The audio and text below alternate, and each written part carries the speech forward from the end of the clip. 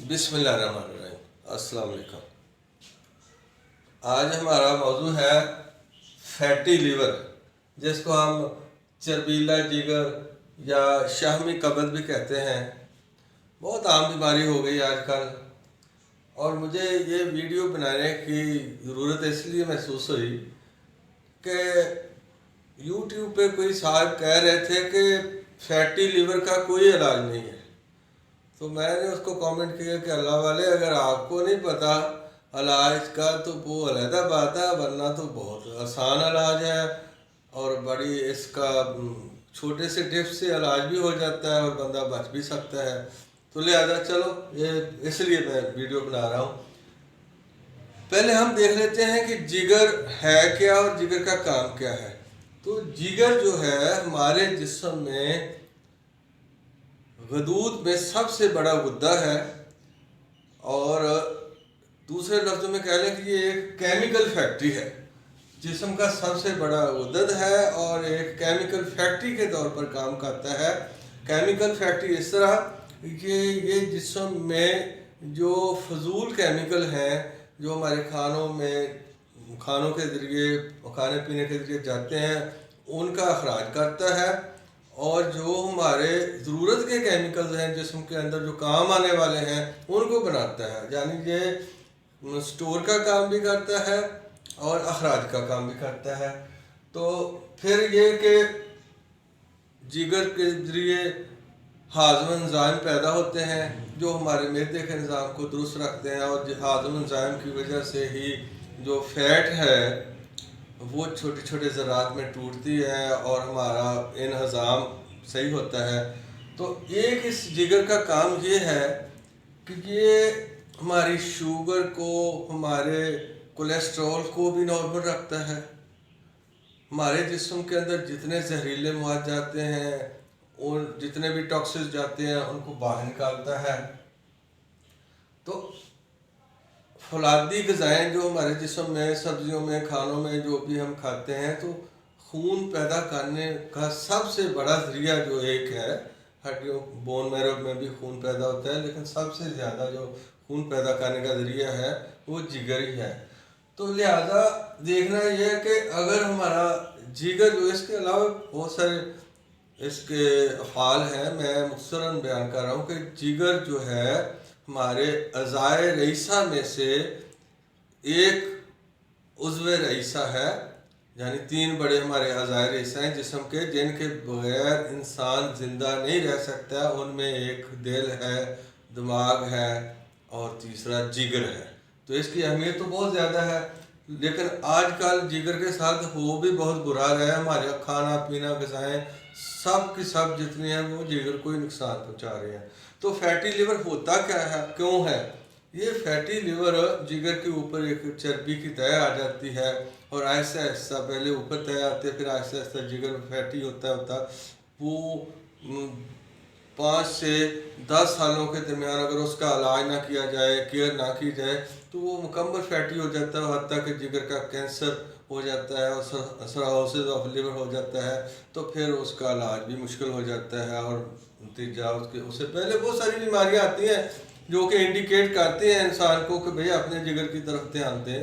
तो लिहाजा अगर हम जिगर की तरफ ध्यान दे लें और इसकी इस्लाह करते रहें, इसको क्लीन करते रहें, तो फिर हम बहुत सारे अमराज से बच भी सकते हैं।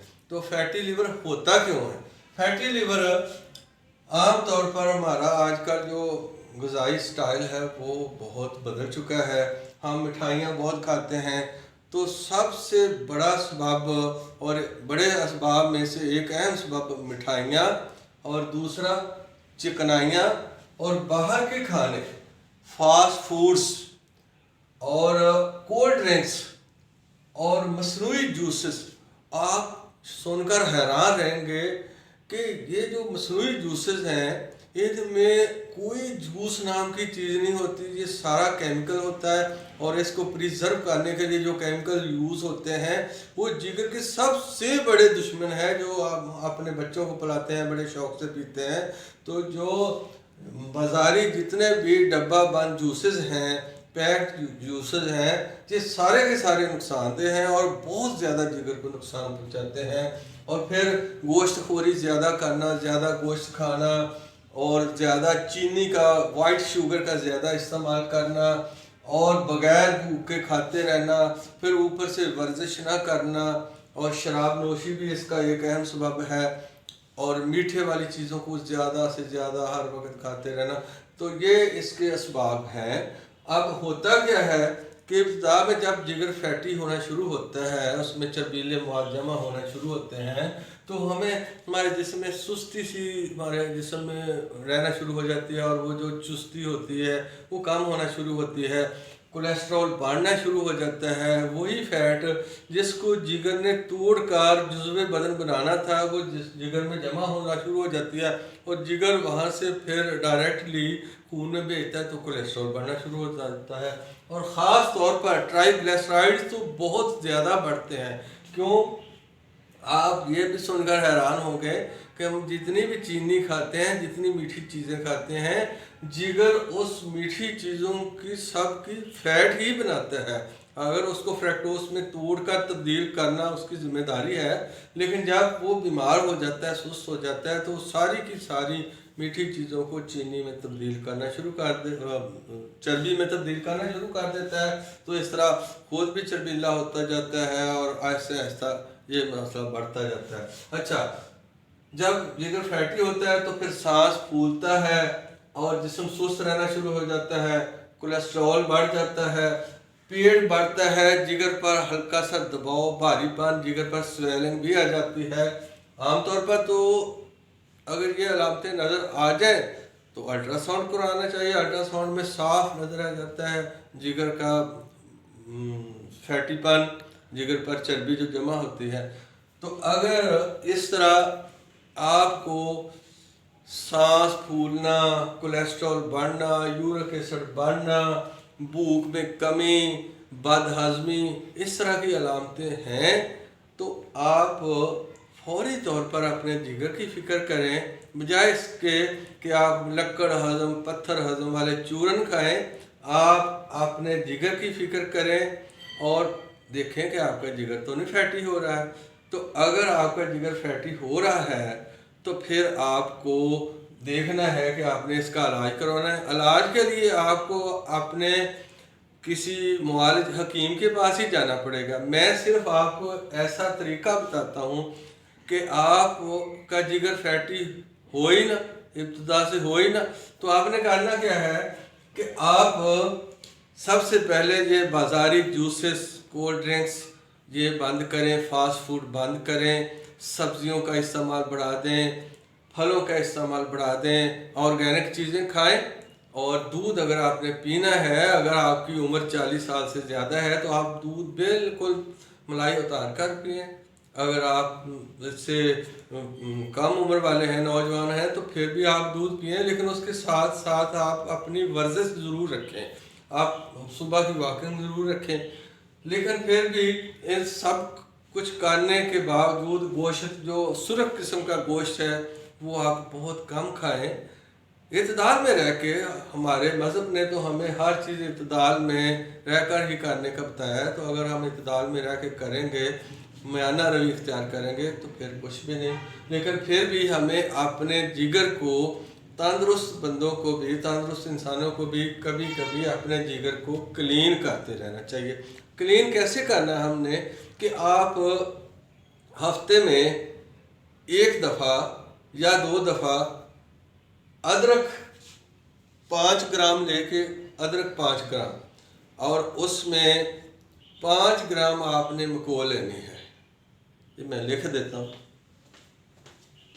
تو اس کے لیے آپ نے ایسا کہہ لیں لیور کلینر کعبہ کہہ لیں، تو وہ آپ نے بنانے کے لیے ادرک 5 گرام اور مکو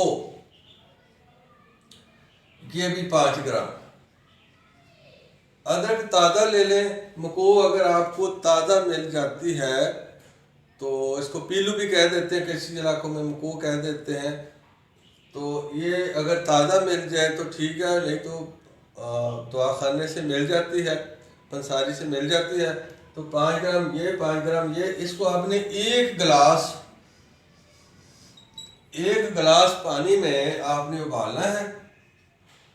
ابال کے تو اس کو آپ نے چھان کے ٹھنڈا کر لینا ہے. آدھا گلاس اس میں سے آپ نے صبح پینا ہے، آدھا رات کو پینا ہے.